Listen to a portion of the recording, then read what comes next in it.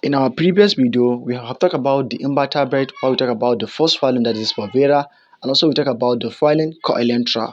And in this video, we will talk about the phylum Platyhelminthes. So without further ado, let's get started.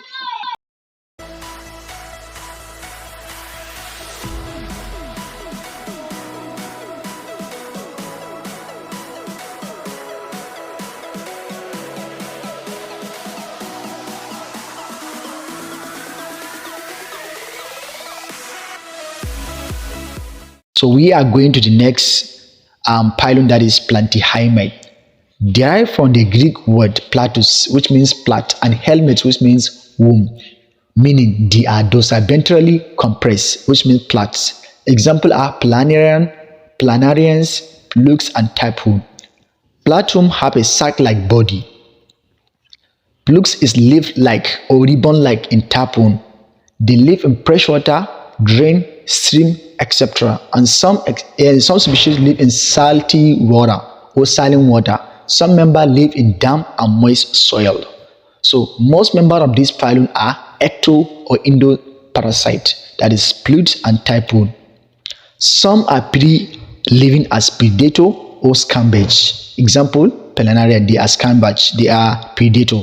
They are acoelomate, triploplastic, and they have a body bilateral symmetry, and also they have unsegmented. They are unsegmented. They don't have a segment. Platyhelminthes have a simple anterior brain and simple ladder-like nervous system consists of pair of nerve cords that are responsible for signals. Their gut has only one opening. Their gut has only one opening. They can do it through mouth and eliminate through mouth. And no circulatory system. There is no circulatory system on Platyhelminthes. They don't have simple excretory or osmoregulatory structure, which network of tubules. Body is covered. They do have simple excretory or osmoregulatory structure with a network of tubules. Body is covered by a thick cuticle with sulcus or hooks presence. Digestive system is incomplete or absent in some species, and also have an anal opening. They have some anal opening. Reproduce asexually by dividing into two, by dividing into a long medium plane. Also reproduce sexually, and many of them are monoecious. They have both male and female reproductive system in one individual. That is Platyhelminthes. So let's talk about classification of Platyhelminthes. Class Tubularian. Example is planarian. They are the mostly pre-living platforms. Some tubularians are capable of remarkable regeneration from just part of itself, even from a small fragment. They reproduce by fragmentation. As you can see here, tubularian did add one that exhibit fragmentation in asexual reproduction. Class Trimatoda. Example, flukes are external parasite of mollusks and many other groups, including humans. And next class is Cestoda. Example, tapeworm. Cestoda are endoparasitic in gut of vertebrate. They are parasite in vertebrate. They don't have a mouth or digestive cavity.